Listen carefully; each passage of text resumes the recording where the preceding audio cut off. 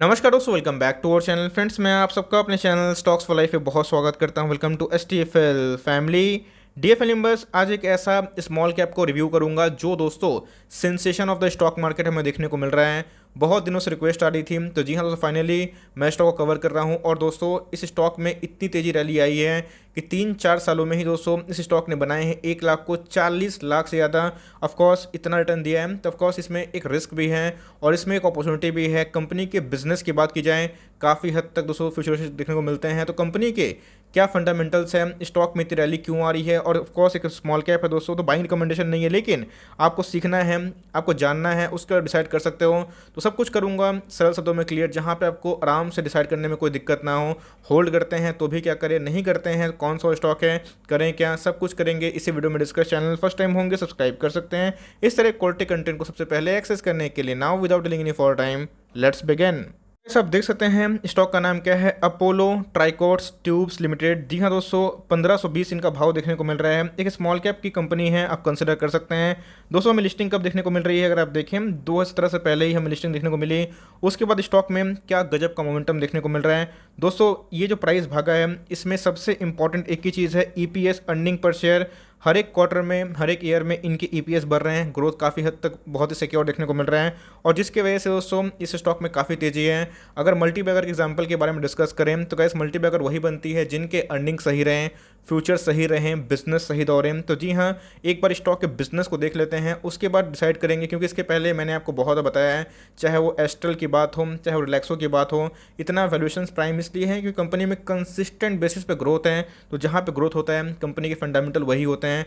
तो चूंकि छोटी कंपनी है तो रिस्क भी है, लेकिन जो रिवॉर्ड है और कंपनी के जो बिजनेस में मोट क्या है, चलिए उसको एक बार डिस्कस कर लेते हैं। इस बात की जाए, कंपनी के जो बिजनेस प्रोडक्ट है उसको देखना बहुत ही इंपॉर्टेंट है। तो अपोलो ट्राइकोट का क्या क्या प्रोडक्ट हमें देखने को मिलता है दोस्तों, आपको इधर पे दिख रहा होगा एक वुडन का फ्रेम है, आपको देखने को मिल दरवाजा।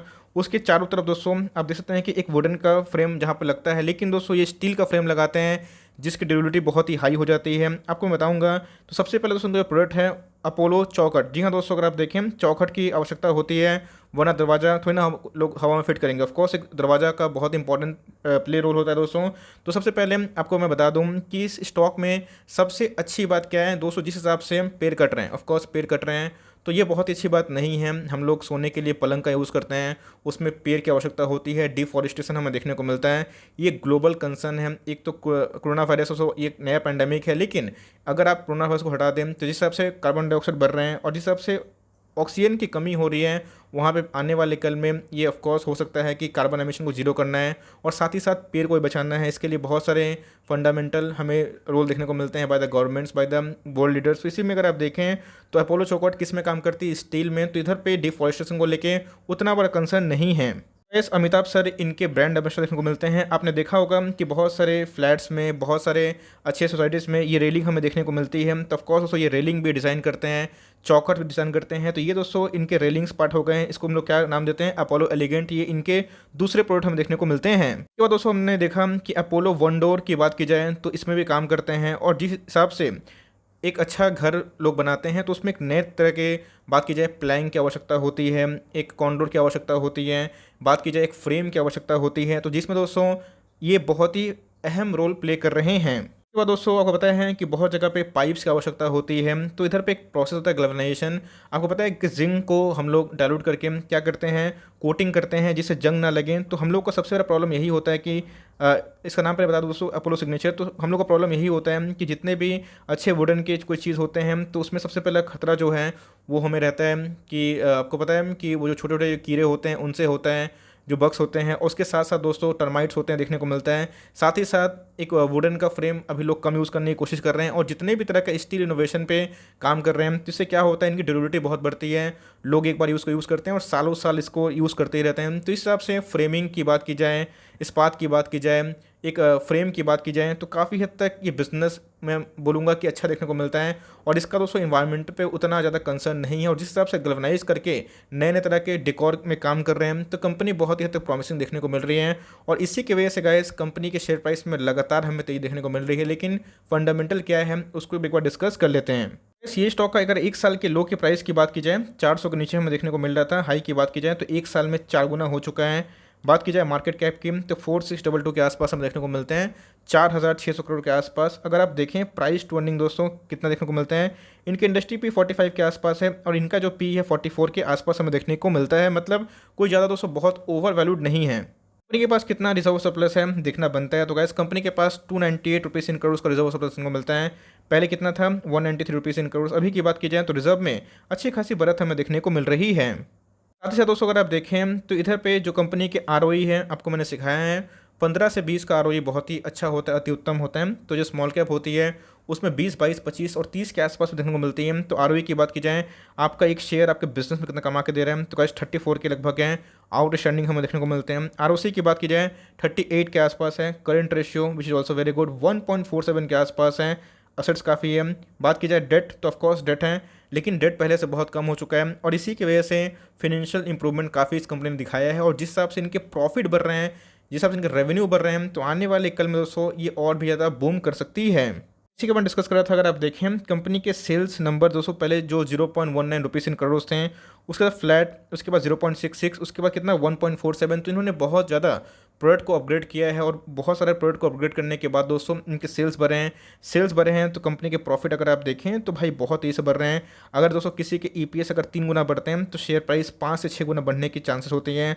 और एक साल में ही अगर इतनी तेज़ी से अगर हमें बौछार देखने को मिलता है शेयर प्राइस में, तो ऑफकोर्स उधर पे एक रैली आती है। तो ये सबसे इंपॉर्टेंट है और इसी की वजह से गाइस हमें अपोलो के शेयर प्राइस में काफ़ी तेज़ी देखने को मिली थी।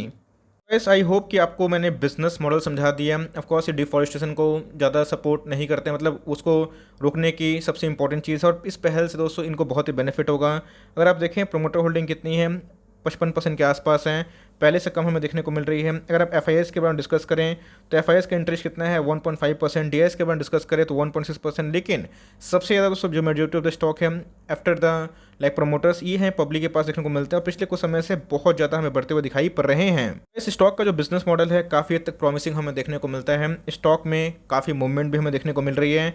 अब दोस्तों स्टॉक की बात की जाए तो ऑल टाइम हाई के पास हमें देखने को मिलता है। तो ऑफकोर्स कोई स्टॉक हमेशा भागता नहीं है, एक करेक्शन में देता है। और दोस्तों इनके Q4 के नंबर्स की बात की जाए, Q3 के नंबर्स, Q1 के नंबर्स मैंने बताया कैसे फाइनेंशियल ट्रेंड अप देखने को मिल रहे हैं। तो कंपनी काफ़ी हद तक प्रॉमिसिंग देखने को मिल रही है। लेकिन दोस्तों हमें अपना स्टडी को और कंडक्ट करना है, मजबूत बनाना है। तो अगर दोस्तों आपको मैंने फाइनेंशियल जो दिखाएं काफ़ी हद तक प्रॉमिसिंग है, मैंने खुद भी देखा बिजनेस में कोई डेंट देखने को नहीं मिल रहा है। वैसे कोई फाइनेंशियल मैट्रिक में कोई प्रॉब्लम नहीं है, लेकिन बिजनेस की बात की जाए तो अच्छा है। लेकिन उस हिसाब से स्टॉक के प्राइस में काफ़ी रैली आ चुकी है। तो अगर कंपनी को पसंद होती है होल्ड किए हुए तो आराम से होल्ड एंड कंटिन्यू करें और कंपनी को पसंद आई अपने वॉच लिस्ट में लगा सकते हैं। और दोस्तों चाहे तो 1-2 स्टॉक से स्टार्ट कर सकते हैं। कंपनी की फिनेंशियल्स की बात की जाए तो काफ़ी हद तक प्रॉमिसिंग है, लेकिन जो शेयर होल्डिंग मैनेजमेंट में मैक्सिमम जो स्टेक्स हैं वो हमें पब्लिक के पास देखने को मिलते हैं। कोई स्टॉक लॉन्ग टर्म तक भागता नहीं है, उसको गिर नहीं होता है, उसका फिर गिर के फिर नया हाई लगाता है। लेकिन उसमें कॉमन यही होना चाहिए उनके ईपीएस बढ़ेंगे तो भाई उनके प्राइस बढ़ेंगे। तो कंपनी को आप चाहें ट्रैक कर सकते हैं और छोटा छोटा निवेश दोस्तों एक स्टॉक 2 स्टॉक करके स्टार्ट कर सकते हैं। अब ऐसा नहीं कल जाके उठ के ही निवेश करना है 100 स्टॉक 200 स्टॉक 900, बहुत ही गलत स्ट्रैटेजी है। स्टॉक का प्राइस अपने बॉटम से बहुत भाग चुका है। तो यहाँ पे स्टडी करिए, कंपनी आपको पसंद होती है तो इधर पे आप निवेश कर सकते हैं। लेकिन कंपनी की बात की तो बहुत ही ज़्यादा प्रॉमिसिंग है और चाहें तो इसको अपने वॉच में लगा सकते हैं। और आपको कोई स्मॉल कैप में रिस्क लेना है और स्मॉल एलोकेशन के साथ बहुत ही माइनर एलोकेशन के संग दोस्तों तो चाहें तो इसको ट्रैक कर सकते हैं और इस पर निवेश करने का मौका ढूंढ सकते हैं। मुझे लगता है कि 5 से 6% करेक्शन होता है तो एंट्री किया सकती है, लेकिन याद रखिएगा मिनिमम अमाउंट से स्टार्ट करें तो दोस्तों सबसे आइडियल हो सकता है।